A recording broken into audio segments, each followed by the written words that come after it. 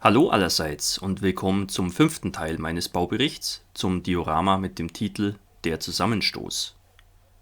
Im 4. Teil der Serie haben wir bereits den T34 lackiert und gealtert, nun ist das Stuck 3 an der Reihe. Grundsätzlich ist meine Vorgehensweise die gleiche wie beim T34, aber natürlich gibt es ein paar kleine, dafür aber sehr spezifische Unterschiede. Ich werde euch in diesem Video den kompletten Ablauf der Lackierung und Alterung zeigen. Zuerst wird das Modell in etwas handlichere Bestandteile zerlegt, damit sich alles leichter lackieren lässt. Manche Modellbauer lackieren ihre Fahrzeugmodelle dagegen komplett am Stück, andere bevorzugen es, das Modell noch weiter zu zerlegen. Wie ihr dabei vorgehen wollt, hängt von eurer Arbeitsweise ab, aber auch vom Modell an sich. In diesem Fall gibt es nicht sehr viel zu zerlegen. Die Enden der Ketten sind nur provisorisch verstiftet und die Laufrollen sind mit etwas Holzleim auf die Achsen geklebt worden. Diese werden auf Schaschlikspieße gesteckt, was die Handhabung während der Lackierung deutlich erleichtert. Da ich auch die Metallketten wieder lackieren werde, weil ich immer noch keines der vielen Brüniermittel mal ausprobiert habe, wickle ich mir aus etwas Draht 2 Schlaufen an den Enden der Ketten, was ebenfalls die Handhabung während der Lackierung verbessert. Damit ist das Modell auch schon für die Lackierung vorbereitet. Manche Modellbauer entfetten das Modell vorher noch mit etwas Spiritus, aber das halte ich nicht für nötig. Als erstes tragen wir eine schwarze Grundierung auf allen Komponenten des Modells auf, dafür verwende ich am liebsten Matt 9 Anthrazit von Revell. Wie ich schon im Video zum T34 erklärt habe, ist diese Grundierung nicht als technische Notwendigkeit zu verstehen, um die Haftung zu verbessern, sondern als einheitliche Grundfarbe, um die Farbechtheit der folgenden Farbaufträge zu gewährleisten. Das Modell besteht aus verschiedenen Materialien in verschiedenen Farben und das Panzergrau, welches wir später als eigentliche Fahrzeugfarbe auftragen werden, würde zum Beispiel auf dem hellen Plastik anders aussehen als auf den Fotojetz-Teilen oder auf den blanken Kupferkabeln. Deshalb kann man prinzipiell auch andere Farben für diesen Zweck verwenden, Grau oder Weiß würden sich zum Beispiel auch ganz gut eignen. Schwarz hat allerdings den großen Vorteil, dass man es bedenkenlos an einigen Stellen später noch durchscheinen lassen kann, was zudem zu recht interessanten Schattierungseffekten führt. Die Haftwirkung der Revell Acrylfarben ist generell sehr gut, weshalb eine Grundierung im technischen Sinne in diesem Fall absolut unnötig ist. Es ist sehr wichtig, die Farbe so dünn wie möglich aufzutragen und darauf zu achten, dass an keinen sichtbaren Stellen noch etwas durchscheint. Als nächstes lackieren wir den sichtbaren Innenraum des Stuck 3. Dafür verwende ich dieses Farbset von Life-Color, das speziell für die Lackierung von deutschen und italienischen Panzerfahrzeugen konzipiert ist. Ich verwende daraus den Farbton German Elfenbein. Für die Innenraumfarbe deutscher Panzer taucht die Bezeichnung Elfenbein recht oft auf, jedoch finden sich auch Farbbezeichnungen wie Cremeweiß oder Grauweiß. Selbst bei den vermeintlich eindeutigen RAL-Nummern gibt es unterschiedliche Angaben in der Fachliteratur und in alten Dokumenten. Die einen sagen RAL 9002, die anderen RAL 1013 oder 9001.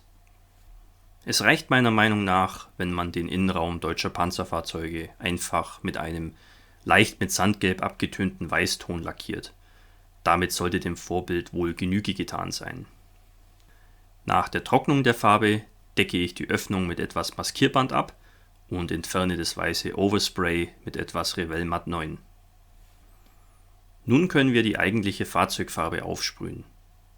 Zur Darstellung des typischen RAL 7021 Anstrichs verwende ich von Revell Matt 78 Panzergrau und etwas Matt 79 Blaugrau, welches ich gerne zur Aufhellung einiger Bereiche des Modells benutze. Auch bei RAL 7021 kann man sich auf ausufernde Diskussionen mit anderen Modellbauern oder Panzerexperten einlassen, aber man wird nicht immer eine hilfreiche Antwort erhalten.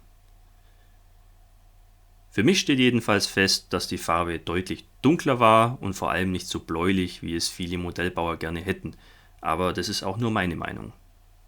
Wichtig ist eigentlich nur, dass euch euer Modell am Ende gefällt, sonst war nämlich alle Mühe umsonst und das will ja wohl keiner. Wie gesagt, ich halte mich hier an einen dunkelgrauen Farbton, den ich auf das ganze Modell auftrage. Im Anschluss daran wird noch etwas Matt 79 Blaugrau beigemischt, was die Farbe ein wenig aufhellt, und damit werden dann einzelne Paneele und Bereiche des Modells ein wenig akzentuiert. Der Effekt ist nur ganz subtil und gibt dem Modell etwas mehr Tiefe, ohne gleich wie bei der sogenannten Farbmodulation alles zu übertreiben.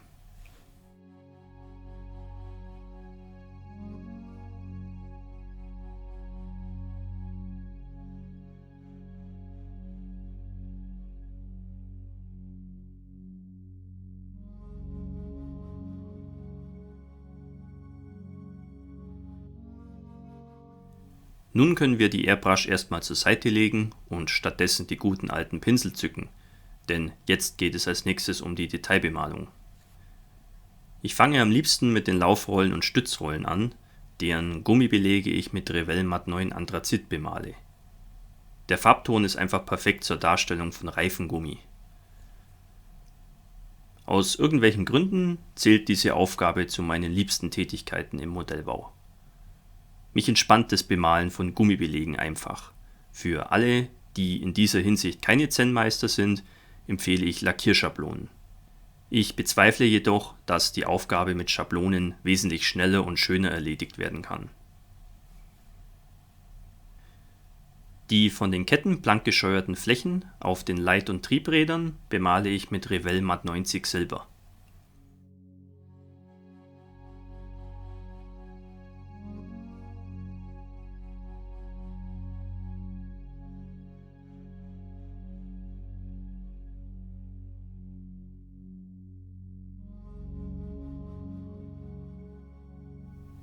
Die gleiche Farbe verwende ich auch für die Scheinwerfer an der Fahrzeugfront. Für die metallenen Bestandteile der Bordwerkzeuge verwende ich eine Mischung aus Revell Matt 91 Eisen und Matt 9 Anthrazit. Eigentlich könnte man die Werkzeuge auch so lassen, wie sie sind, da diese oft ebenfalls in der grauen Fahrzeugfarbe lackiert waren, aber es sieht einfach schöner aus, diese farblich abzusetzen. Wie so oft müssen wir Modellbauer hier zwischen dem absoluten Realismus und der visuellen Attraktivität des Modells abwägen. Das kann eine oft schwierige Gratwanderung sein, vor allem wenn man es allzu verbissen sieht. Für die Holz-, Bakelit- und Presspapiergriffe an den Werkzeugen verwende ich hier erstmalig dieses Farbset von Ammo by MIG. Leider bin ich von den Farben etwas enttäuscht. Ich weiß nicht warum, aber aus irgendeinem Grund sind die Farben von kleineren und größeren Klümpchen durchsetzt, was zu einer eher unschönen Oberfläche führt. Die beiden dunklen Farbtöne Gunmetal und Shadow Rust kann man eigentlich überhaupt vergessen, weshalb ich dafür, wie schon eben gezeigt, eine Mischung aus Revell-Farben verwendet habe. Na gut, so bin ich wieder um eine Erfahrung reicher. Die Griffe der Drahtschere werden oft fälschlicherweise mit irgendwelchen Holzfarbtönen bemalt, jedoch bestanden die Griffe eigentlich aus gepresstem Papier, das eine sehr auffällige rotbraune Farbe hatte. Deshalb empfehle ich dafür ein kräftiges Rotbraun, wie etwa Revell Matt 37 Ziegelrot. Da wir ja gerade schon eine rötliche Farbe verwenden, habe ich gleich auch noch die beiden hinteren Reflektoren mit einem satten Rotton bemalt. Ich habe hierfür Flat Red von Vallejo verwendet. Damit wären die Bordwerkzeuge bemalt und wir können uns um die Zuladung auf dem Heck des Stuck 3 kümmern. Ich habe dafür eine Reihe von Farben aus dem Revell-Sortiment verwendet. Hierbei kann man gerne auch etwas künstlerische Freiheit walten lassen und gerne ein paar auffällige und kontrastreiche Farben verwenden, damit diese Details dem Betrachter später auch schön ins Auge stechen.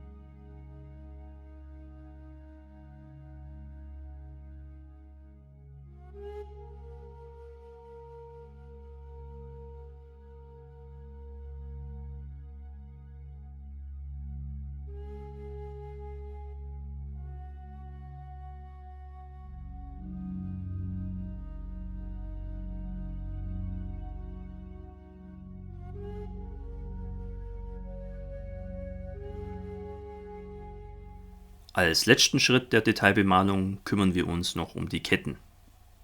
Zuvor wurden die Ketten ja schon zusammen mit dem übrigen Modell schwarz grundiert. Um die Schmutz- und Rostpatina darzustellen, überneble ich die Ketten mit etwas Revell Matt 84 Lederbraun.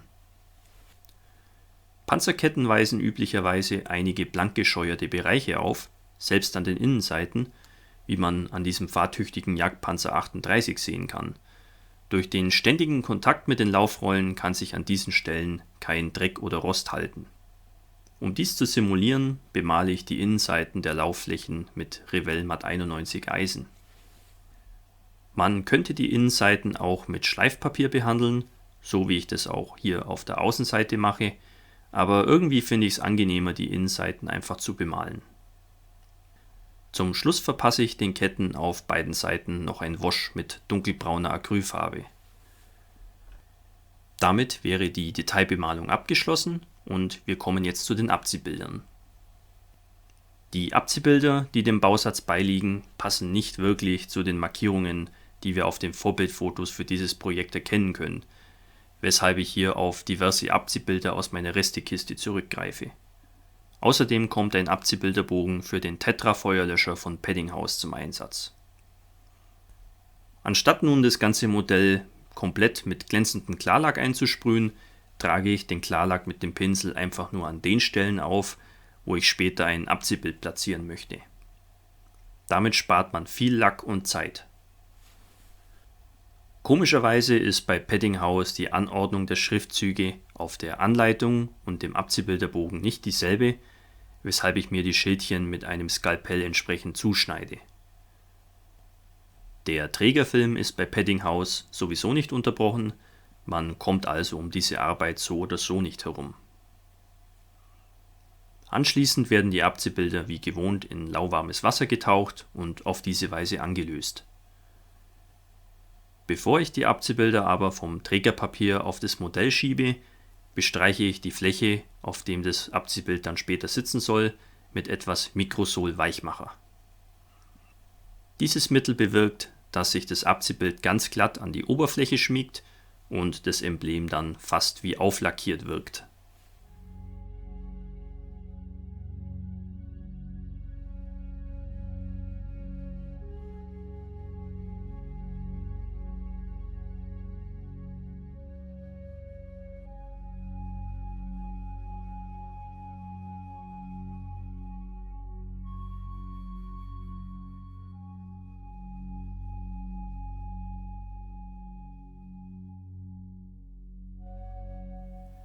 Sobald die Abziehbilder getrocknet sind, klebe ich noch die Laufrollen ans Fahrzeug und versiegle dann alles mit einer Schicht Klarlack. Das ist in dem Fall ein seidenmatter Klarlack, den habe ich mir selber hergestellt aus Revell 01 glänzend und Revell Matt 2 im Verhältnis 50-50. Dadurch ist die Oberfläche des Modells für den Alterungsprozess vorbereitet. Der erste Schritt bei der Alterung ist für mich immer ein Ölfarbenwash. Dafür kann man eines der vielen fertig angemischten Washes kaufen, die es so auf dem Markt gibt, oder man stellt sich so ein Wash für den Bruchteil der Kosten selbst her, und zwar aus Feuerzeugbenzin und Ölfarben. Die Grundlage für unser selbst hergestelltes Wash bilden die beiden Farbtöne Bitume und Smoke von der 502. Abteilung, gemischt ungefähr im Verhältnis 50-50.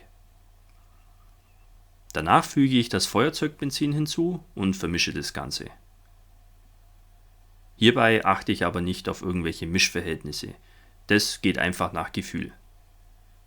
Logischerweise ist ein Wash mit wenig Feuerzeugbenzin als Verdünner dunkler als ein Wash mit viel Feuerzeugbenzin. Nun trage ich mein Ölfarbenwash ohne besondere Rücksicht auf dem ganzen Modell auf. Die verdünnte Ölfarbe sammelt sich vornehmlich in den Vertiefungen, wodurch diese Bereiche und Details betont werden. Aber auch auf einer Fläche aufgetragen hat das Wash seine Wirkung, denn es macht die Oberfläche einfach etwas stumpfer und schmutziger, was natürlich bei einem Panzermodell genau das Richtige ist.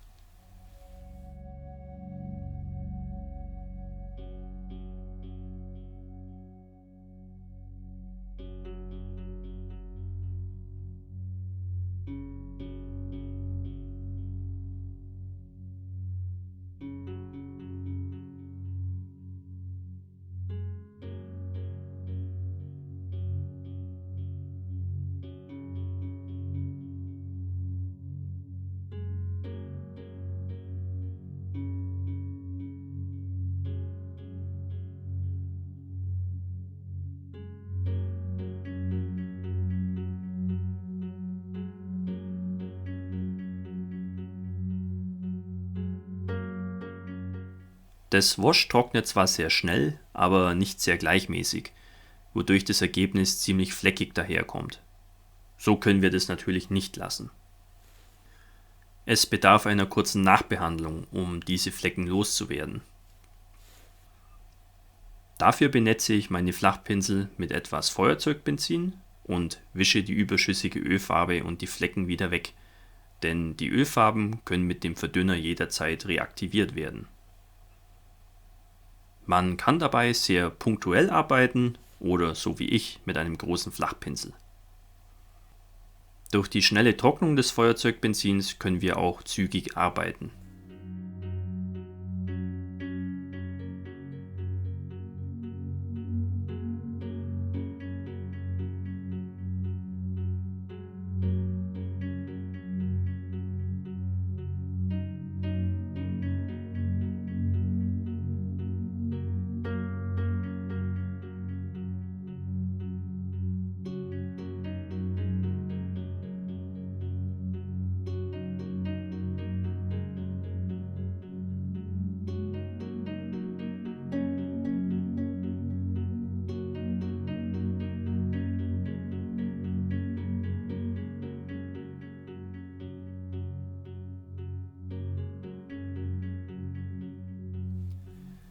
Ein schöner Nebeneffekt ist, dass wir auf diese Weise gleich einige schöne Verlaufsspuren bekommen. Nach diesen Nachbesserungen sieht das Ergebnis gleich viel überzeugender aus. Die vertieften und erhabenen Details sind durch das Wash schön betont worden und die Flächen sehen auch schon mal leicht verschmutzt aus. Die Oberfläche ist durch das Ölfarbenwash schon deutlich matter geworden, aber für ein vollständig mattes Finish sprühe ich jetzt noch eine Schicht matten Klarlack auf. Weiter geht es mit den Lackschäden. Diese kann man zwar schon vor dem Ölfarbenwash aufbringen, aber ich finde, dass sie dann nicht mehr so schön zur Geltung kommen.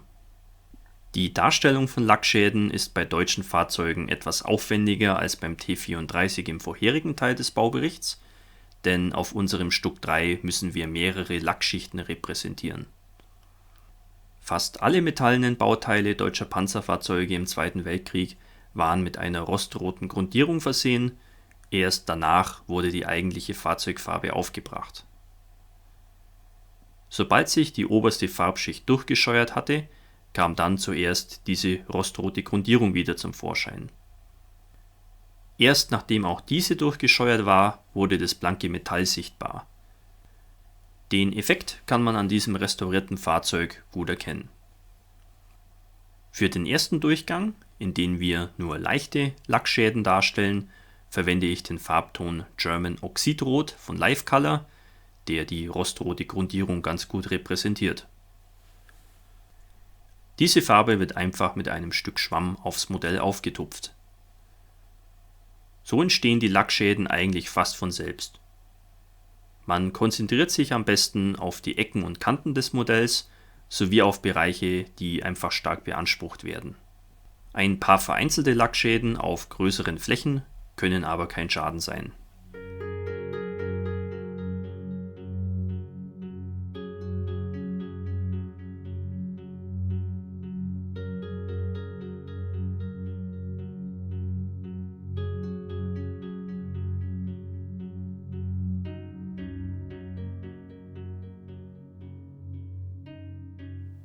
Der Effekt wirkt zwar relativ subtil am Anfang, aber es ist trotzdem einfach, es zu übertreiben. Ich rate hier zu besonderer Vorsicht. In diesem Fall hier erzeuge ich recht viele Lackschäden, vor allem im Vergleich zum T34 im vorherigen Video, da das Stuck 3 natürlich das ältere Fahrzeug der beiden ist und auch einen langen Anmarschweg von mehreren 100 Kilometern hatte, auf dem ja auch schon viel gekämpft wurde. Neben den einfachen Farbabplatzern, die wir mit dem Schwamm erzeugen, kann man auch ein paar Kratzer hinzufügen. Hierfür eignet sich ein dünner Pinsel am besten.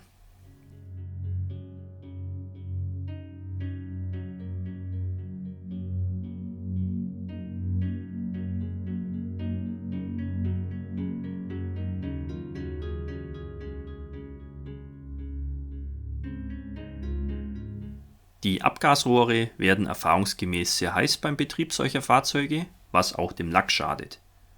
Dieser löst sich wegen der großen Hitze recht schnell ab. Somit sind die Abgasrohre besonders stark zu altern. Wie man sieht, trage ich hier wesentlich stärkere Lackschäden auf als an anderen Stellen des Modells. Zusätzlich trage ich hier noch ein weiteres Ölfarbenwash auf, um die Abgasanlage etwas abzudunkeln, was die Beanspruchung des Lacks durch die heißen Abgase imitieren soll. Im zweiten Durchgang werden nun die tiefen Lackschäden erzeugt, die auch das blanke Metall freilegen.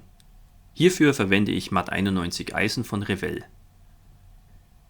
Die Farbe wird ebenfalls mit einem Schwamm aufgetupft, allerdings wesentlich vorsichtiger und in geringeren Mengen als die zuvor verwendete rote Farbe. Am besten tupft man die Metallfarbe genau auf die rötlichen Lackschäden. So ergibt sich ein sehr überzeugender Effekt, der die jeweiligen Farbschichten erkennen lässt.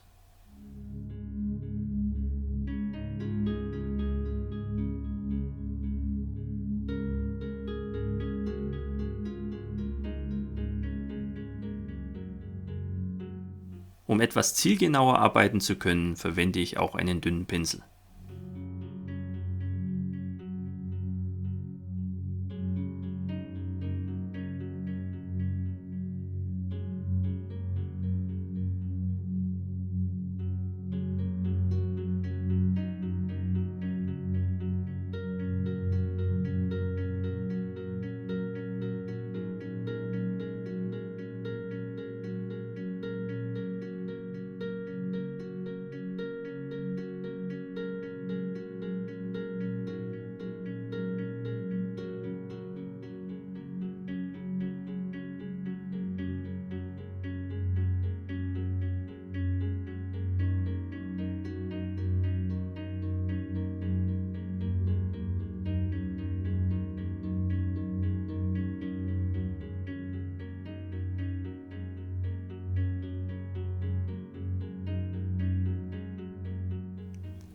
Ergänzend dazu benutze ich auch gerne eine ziemlich altmodische Methode, nämlich das Trockenmalen.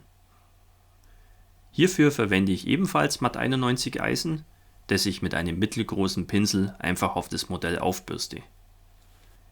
Dieser Schritt verleiht dem Modell einen gewissen metallenen Glanz, der mir einfach jedes Mal aufs Neue gut gefällt. Die Oberfläche wirkt dadurch nicht mehr wie lackiertes Plastik, sondern wie lackiertes Metall, zumindest in meinen Augen.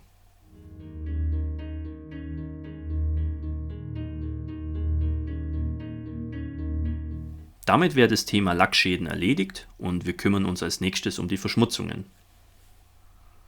Wie schon beim T34 verwende ich hier wieder feingesiebte Erde aus dem Garten, die ich mit etwas Ponal Express Holzleim und Wasser vermische, sodass eine Art Dreckwash entsteht.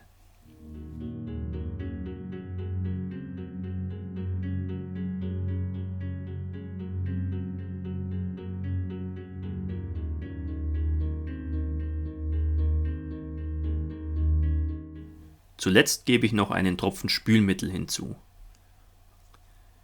Dadurch wird die Oberflächenspannung des Wassers gebrochen und das Wash lässt sich leichter auftragen. Dieses Wash trage ich nun ohne irgendwelche Vorsicht oder Rücksicht auf dem ganzen Modell auf. Die endgültige Optik spielt an dieser Stelle noch keine Rolle.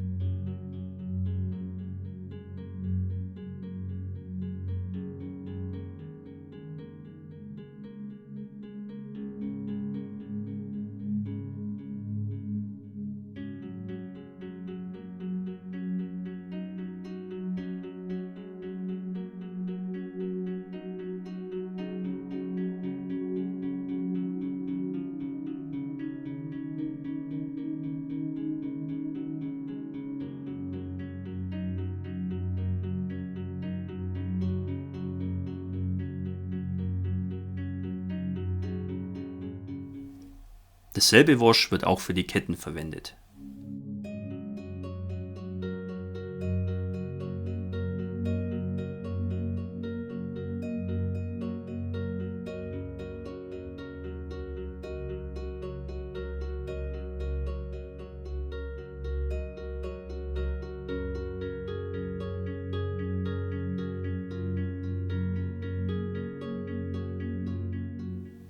Nach der Trocknung sieht das Modell dann so aus. Der Effekt ist natürlich viel zu stark und zu einheitlich, beides sorgt nicht gerade für ein realistisches Aussehen. Darum kümmern wir uns jetzt in der folgenden Nachbearbeitung. Der überschüssige Dreck wird einfach mit einem mit Wasser befeuchteten Pinsel vom Modell gebürstet, und zwar so lange, bis wir mit dem Effekt zufrieden sind. Das funktioniert deshalb, weil der Ponal Express Holzleim wasserlöslich ist. Falls gewünscht, könnte man den Dreck und Staub auch wieder komplett vom Modell entfernen, ohne dass die Lackierung oder andere Teile des Modells irgendeinen Schaden nehmen. Es gibt so viele Alterungsprodukte auf dem Markt, aber so gut wie keins davon ist so einfach und schonend wie die Dreck-Holzleim-Wassermischung. Man kann sein Modell damit einfach nicht ruinieren.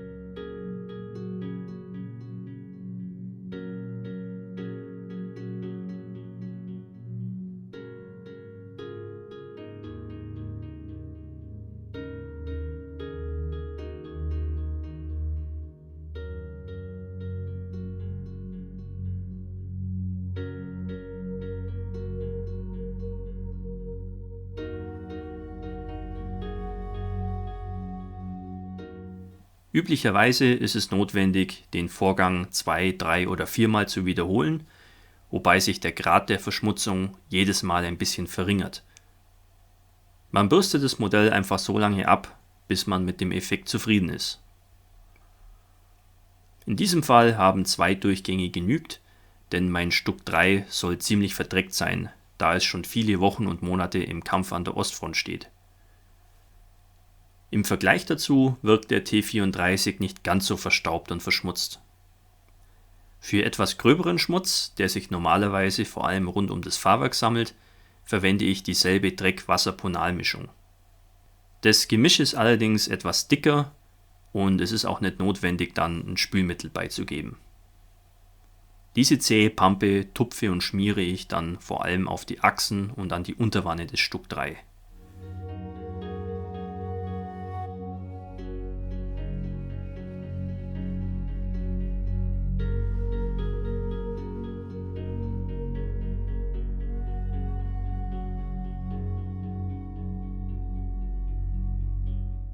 Sobald alles getrocknet ist, können auch die Ketten aufgezogen werden.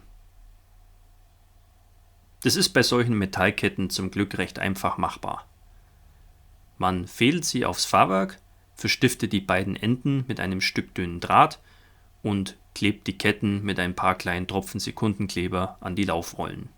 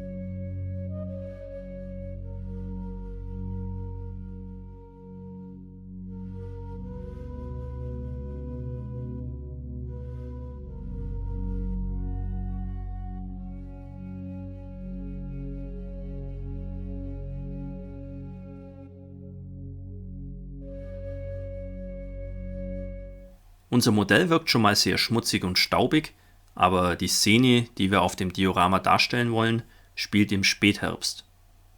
Die Schmutzeffekte müssen also etwas feuchter und frischer wirken. Wie schon beim T34 verwende ich auch hier wieder die Ölfarbe Industrial Earth von der 502. Abteilung, die ich mit etwas Feuerzeugbenzin verdünne.